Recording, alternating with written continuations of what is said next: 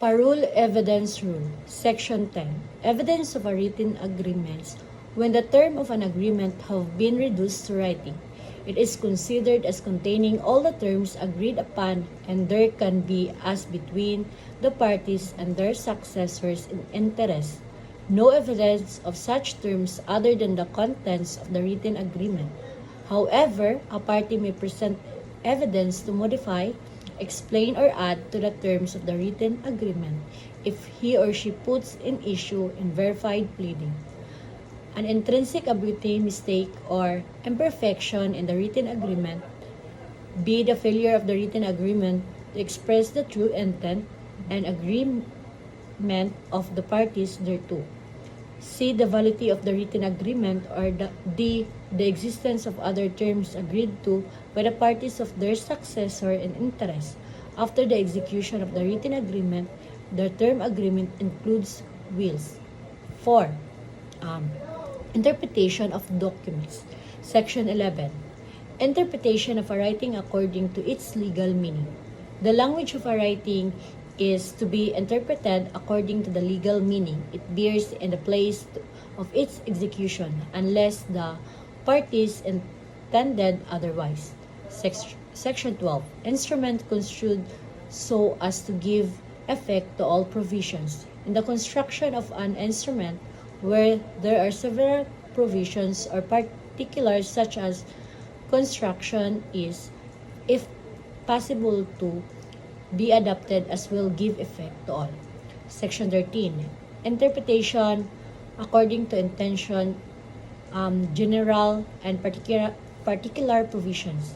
In the construction of an instrument, the intention of the parties is to be pursued, and when a general and a particular provision are inconsistent, the latter is paramount to the former. So a particular intent will control a general one that is inconsistent with it.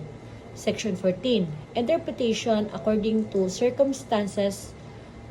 For the proper construction of an instrument, the circumstances under which it was made, including the situation of the subject thereof and the parties to it, may be shown so that the judge may be placed in the position of those whose language he or she is interpret. So section 15, peculiar signification of terms. Peculiar signification of terms. The terms of a writing are presumed to have been used in their primary and general acceptation, but evidence is admissible to show that they have a local, technical, or otherwise peculiar signification and were so used and understood in the particular instance, in which case the agreement must be construed accordingly. So section 16. Written words control printed. When an instrument consists partly of a written words and partly of a printed form, and the two are inconsistent, the former controls the latter. Section 17. Experts, interpreters to be used in explaining certain writings. When the characters in which an instrument is written are difficult to be deciphered, or the language is not understood by the court, the evidence of person skilled in deciphering the characters or who understand the language is admissible to declare the characters or the meaning of the language. So section 18. Of to construction which preferred.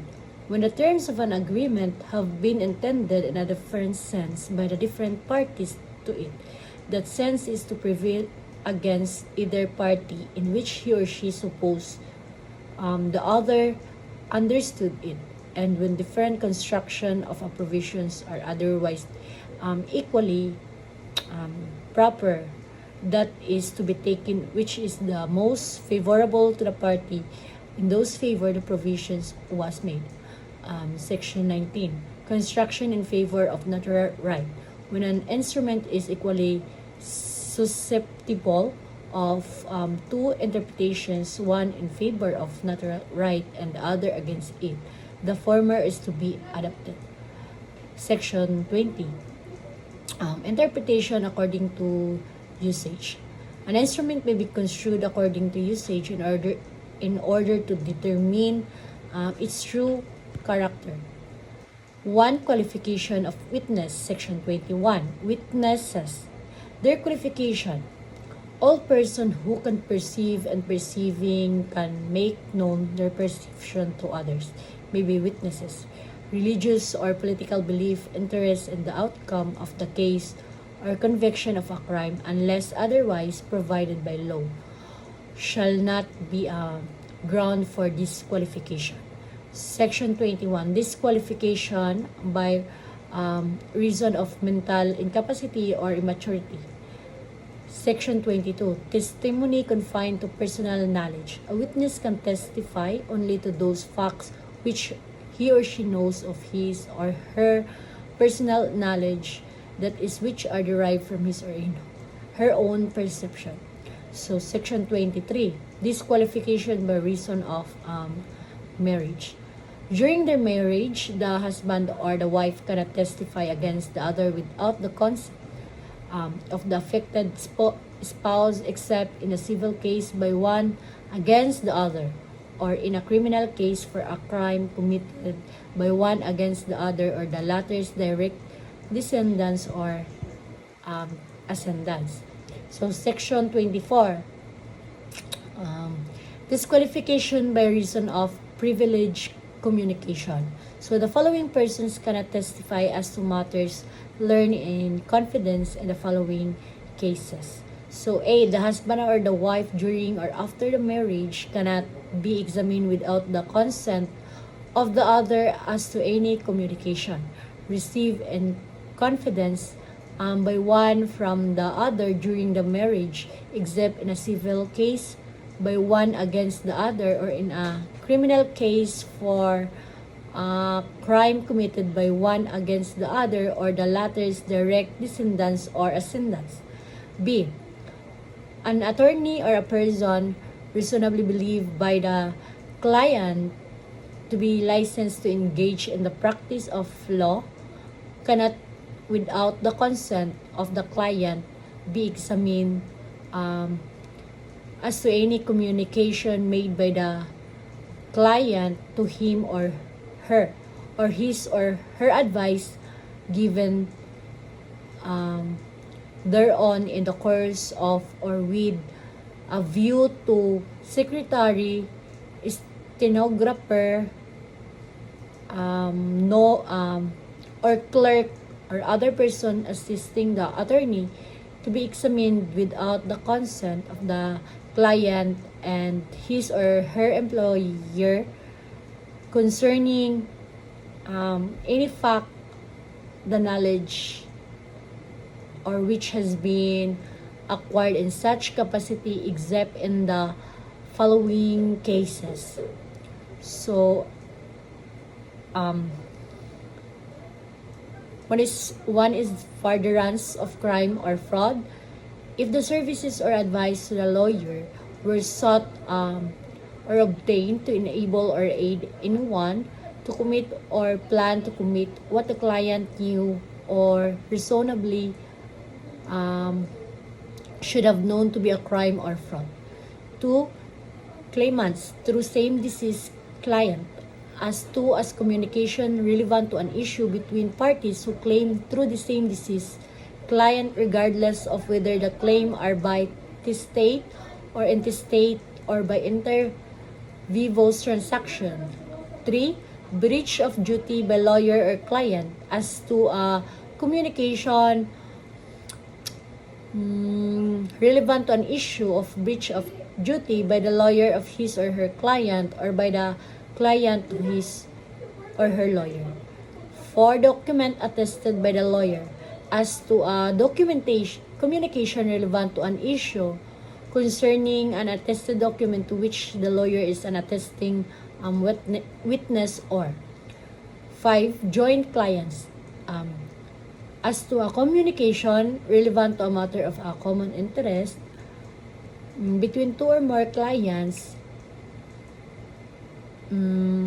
if the communication was made by any of them to a lawyer retained or consulted in a common when offered in an action between any of the clients unless they have expressly agreed otherwise. C. A physician, psychotherapist of person reasonably believed by the patient to be authorized to practice medicine or psychotherapy cannot, in a civil case, without the consent of the patient, be examined as to any confidential communication made for the purpose of diagnosis or treatment of the patient's physical, mental, or emotional condition, including alcohol or drug addiction between the patient and his or her physician or psychotherapist. This privilege also applies to persons, including members of the patient's family, who have participated in the diagnosis or treatment. So, treatment of the patient under the direction of the physician or psychotherapist. A psychotherapist is A person licensed to practice medicine, engage in the diagnosis or treatment of a mental or emotional condition, or B, a person licensed as a psychologist by the government was similarly engaged. So D, a minister, priest, or person reasonably believed to be so cannot with the consent of the affected person.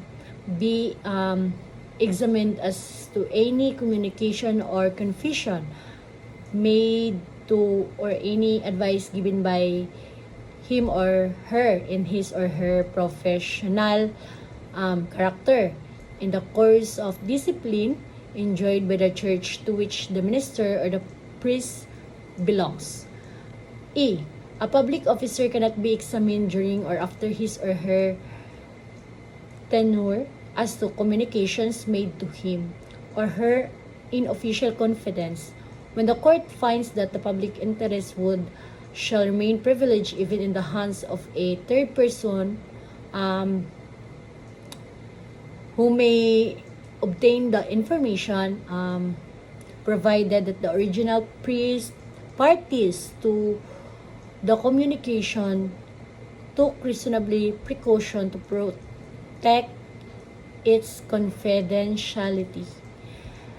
And number 2, testimonial privilege, Section 25, parental and filial privilege. No person shall be compelled to testify against his or her parents, other direct ascendants, children, or other descendants, except when such testimony is indispensable in a crime against that person or by one parent against the other.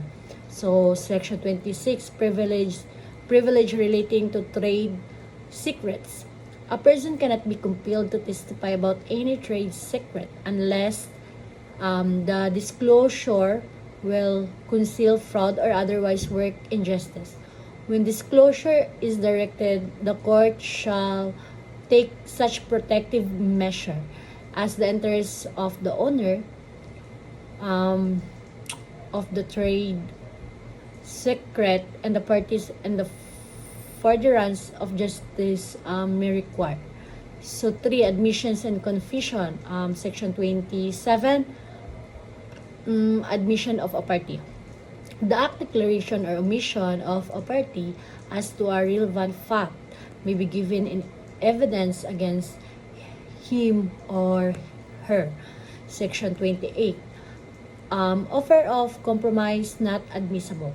In civil cases, an offer of compromise is not an admission of unliability and is not admissible in evidence against the offeror.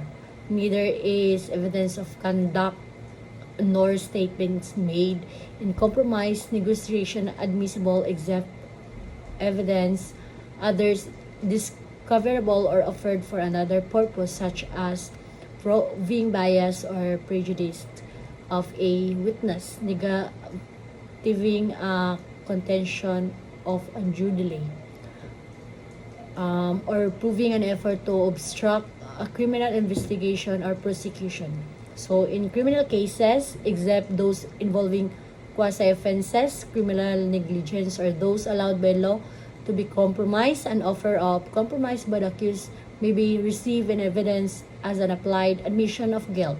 A plea of guilty letter withdrawn or an unaccepted offer of a plea of guilty to a lesser offense is not admissible in evidence against the accused who made the plea or offer.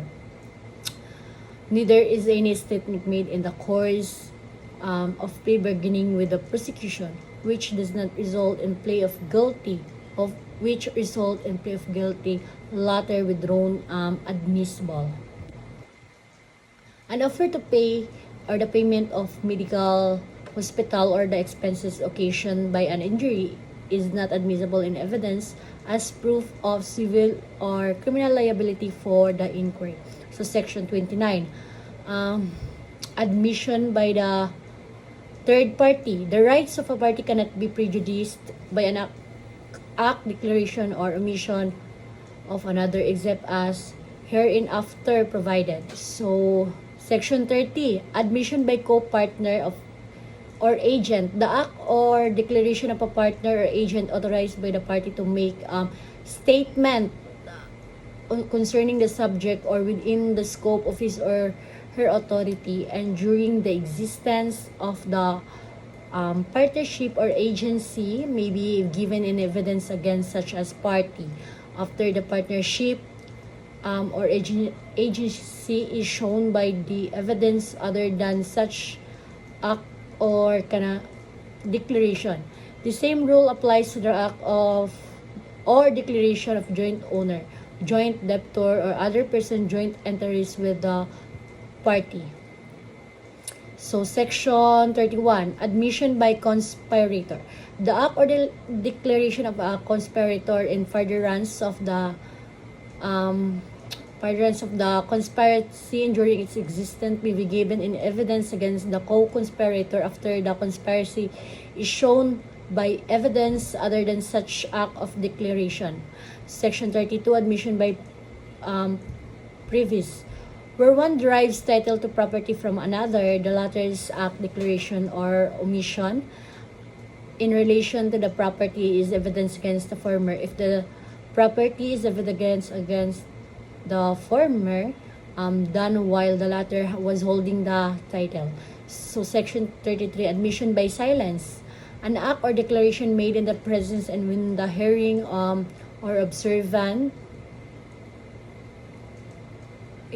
observation of a party who does or says nothing when the act or declaration is such as naturally to call for action or comment if not true, and when proper and possible for him or her to do so may be given in evidence against him or her. Section 34. Confession. The declaration of an accused acknowledging his or her guilt of the offense charged or of an offense necessarily included wherein may be given in evidence against him or murder against him or her. So, Section 4. Previous conduct as evidence. Section 35. Similar acts as evidence. Evidence that one did or did not do a certain thing at one time is not admissible to prove that he or she did. Time is not admissible to prove that he or she did or did not do the same or similar thing at another time, but it may be received to prove a specific intent or knowledge, identity, plan, system, scheme, habit, or custom or usage, and the like. So, last is Section 36, an accepted offer, an offer in writing to pay a particular sum of money, to deliver a written instrument, or specific personal property is if rejected without valid cause equivalent to the actual production and tender of money, instrument, or property. That's all.